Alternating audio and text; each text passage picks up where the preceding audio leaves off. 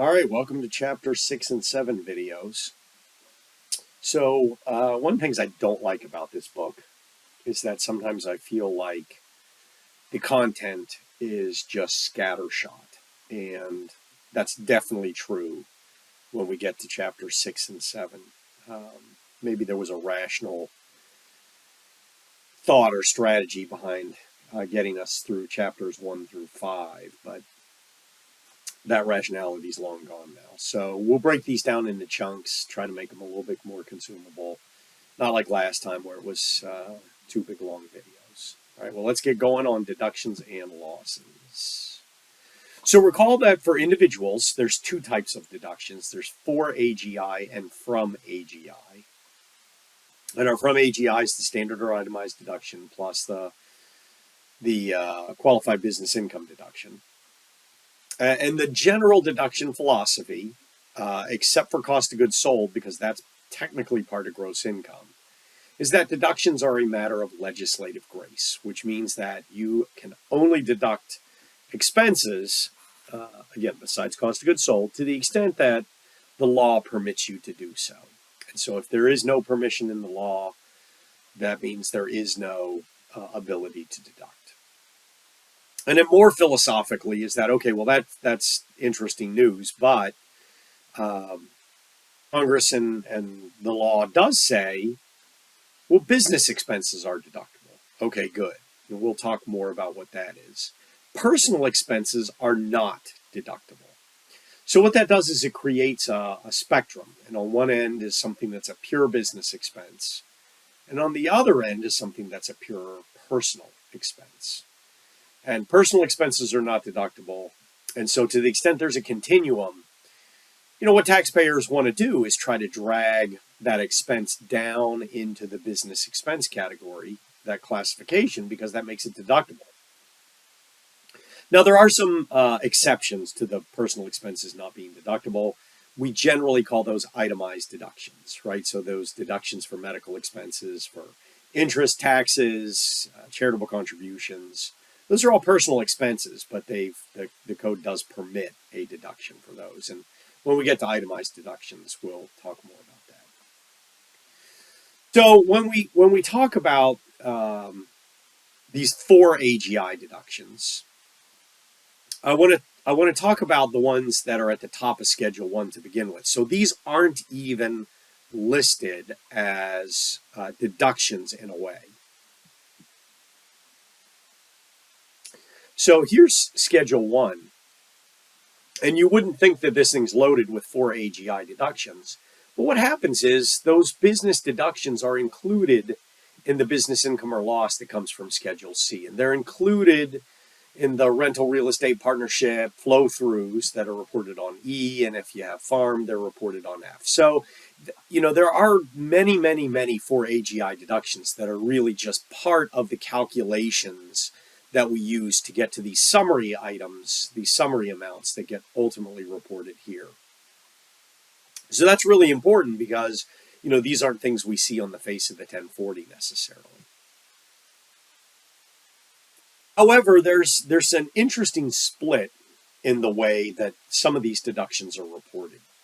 And because most of them are reported on that subsidiary schedule, that's what makes this interesting. We're going to cover some of those other deductions in this chapter and some of them in other chapters. Remember, I said strategically there's an interesting way that this content's been structured in the book.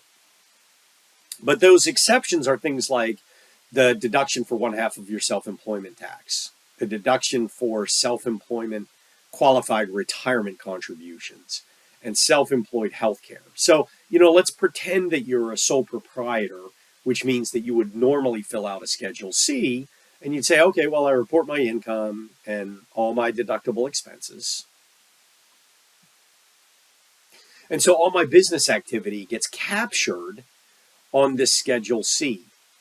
But notice that they even give us a few tips, right? Insurance other than health, right? These are reminders that some of these items are not, in fact, reported on Schedule C,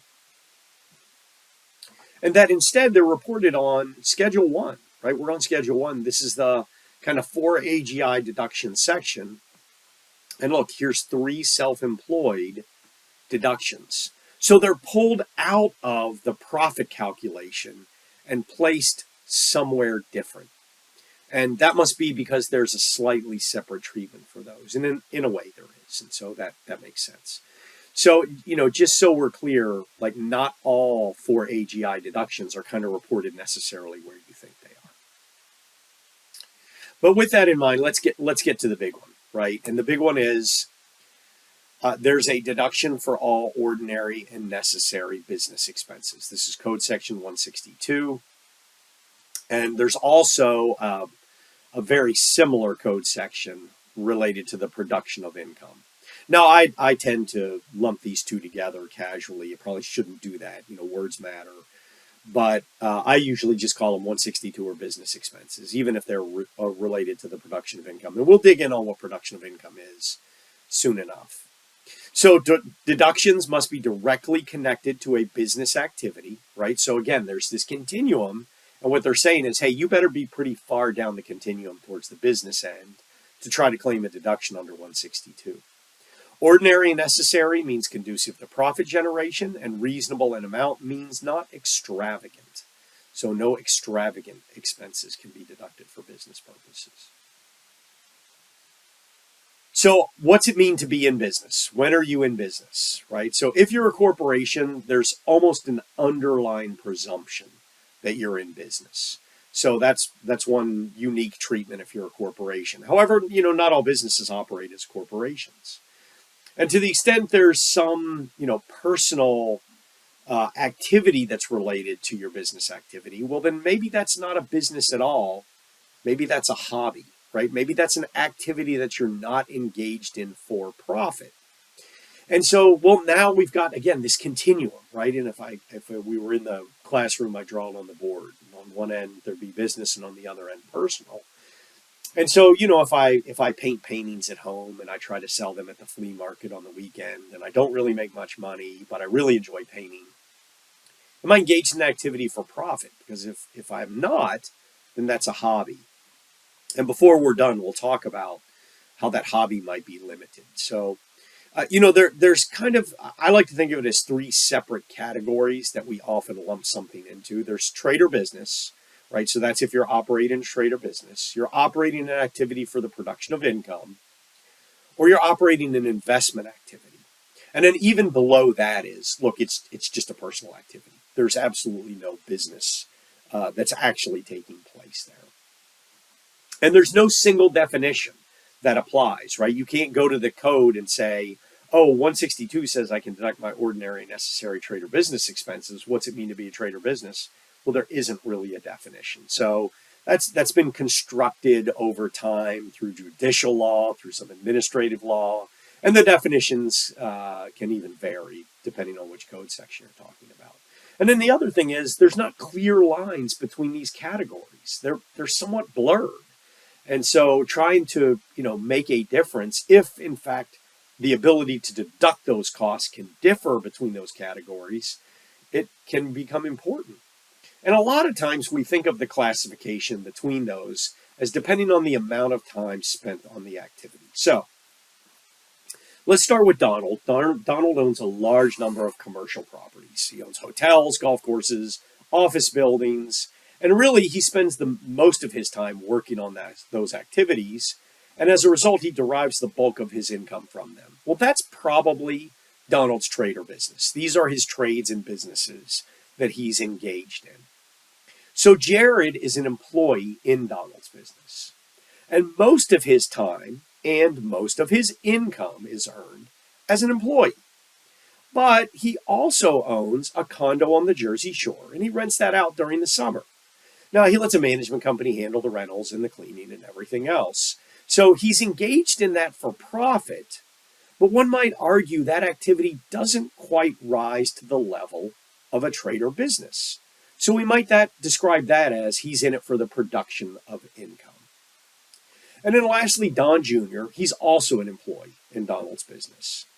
But he also spends some time managing his own trust fund portfolio. And he doesn't manage anyone else's investments, right? He's really just managing his own. Well, that's not, even though he does want to make profit, of course, right? That's why he's managing his investment portfolio. That's not a activity that's for the production of income. That's really an investment activity. And you can see that, there would be blurred lines between these definitions. And again, to the extent there's a difference in the amount of the expense that we can deduct associated with those activities, we want to classify them in certain ways. And, of course, taxpayers have a long history of trying to do just that. So I've kind of been beating on this classification mattering. Let me give you an example as to why it might matter. And this is just one. There are others. So Section 179 is a special code section that allows you to deduct up to, it's actually over $1 million now, of property costs that you'd otherwise have to capitalize and depreciate. So let's say you buy, a machine, and that machine costs $500,000. Well, normally you'd have to capitalize the cost of that machine, and then you depreciate it over time. Now we've got bonus depreciation, though that's starting to phase out right now. But, work with me here on this, that you would ordinarily be able to write that off. But Section 179 only permits that if the property is used in a trade or business, which means that property used for the production of income does not qualify. So if Donald purchases a machine associated with one of his many businesses, his real estate empire, since that's his trade or business, he could use Section 179. But Jared, who really just owned a condo on the Jersey Shore, if he puts a new stove or appliance in his condo, well, that's a production of income property, and it would not qualify for 179. And as I've mentioned before, that the court system has been chock full of cases where taxpayers are trying to claim business deductions where perhaps no business actually existed. And they do that because the difference is striking. It can be deduct versus, you can't deduct that at all. Okay, if we've got what a business down is, and we probably don't, right? I mean, let's be realistic. We don't really have that definition down. And there are a couple, like I said, kind of seminal court cases that have driven what it means to be an ordinary and necessary business activity under Code Section 162. And I got a little bit of help when the qualified business income deduction was produced, because that also relates to a business, a trade or business. In any event, let's assume we have that down. Let's talk about the ordinary. What does ordinary mean? Well, ordinary means that it's reasonable in amount, and it has a proximate relationship to the income producing activity. It should be customary or usual in that type of activity, and that it must not be personal in nature. So, this is kind of like, okay, you're a business owner, right? And let's say you want to deduct your business meals. And so you take yourself out to lunch every day and you think about your business. Well, is it reasonable amount? Yeah, probably, as long as you don't go crazy with wherever you go to lunch. Does it have a proximate relationship to the income producing activity? Well, yeah, all I did was think about my business during lunch. Is it customary or usual? Well, not really sure about that. But one thing that is personal in nature, because we all have to eat. And so distinguishing that, making that distinguished characteristic between personal and nature is really one of those hurdles you got to get past. So let's say Georgia is self-employed, so she operates a small business. And just as a function of the way that she travels for business, again, these are legitimate business travel, she flies first class. She's like, I only fly first class because I'm important and that's the way I want to roll. So the question is that reasonable? Is that a reasonable in amount? And you might say, well, no, right? It seems like you shouldn't be able to fly first class all the time. But in these instances, the IRS is actually quite flexible. It's not really in their nature to say, well, you could have flown for less, so you should have flown for less. Well, no, as long as there's a legitimate business purpose to that travel, there's a proximate relationship to the income producing activity, we're going to let you more or less be the judge of that being reasonable. Now, if you said, it turns out, first class isn't good enough for me, I have to fly in a private jet. Well, again, is that reasonable, right? Is it customary or usual in that type of activity? Do important CEOs and CFOs fly charter? Yeah, they do, right? So, there's not a lot of debate around that reasonable an amount. Typically, you really have to go crazy for that to be labeled as unreasonable. But more likely, they're going to get you on. It's not associated with an income producing activity. Is it necessary, right? Ordinary and necessary. Well, necessary really, there's a lot of latitude that's provided. Is it appropriate and helpful in the taxpayer's business? And that's kind of it. Reasonable is actually a separate standard, right? But we already discussed it as part of ordinary. And typically you only see the reasonable standard invoked when it relates to some sort of related party setting. Right? So let's say Rick owns a business and he employs his brother Ben. And he pays Ben $45,000 a year to work for him. Well, he's an employee. But in comparison, the other employees that do the same thing Ben does are only paid $30,000 a year. And now you have to ask yourself, well, is what you're paying Ben reasonable with respect to the service that he's providing to the business? And because he's a related party, that's subject to a greater amount of scrutiny. Because you might say, well, look, he's paying Ben $30,000 of compensation, and then he's gifting him $15,000. And even though, Ben might be psyched because gifts aren't taxable, they're also generally not deductible. And so, that creates this asymmetry that you got to get around. And so, you have to make sure that compensation is reasonable as well. One of the things we mentioned is that personal expenses are not deductible. But again, itemized deductions can be. We'll talk about that. And in a very similar thread, personal losses are also not generally deductible. Now, this doesn't include investment losses, because remember, our investment activity we do engage in for gain. So let's come up with what a personal loss might be. Well, almost all of us these days own a car, especially if you live in California.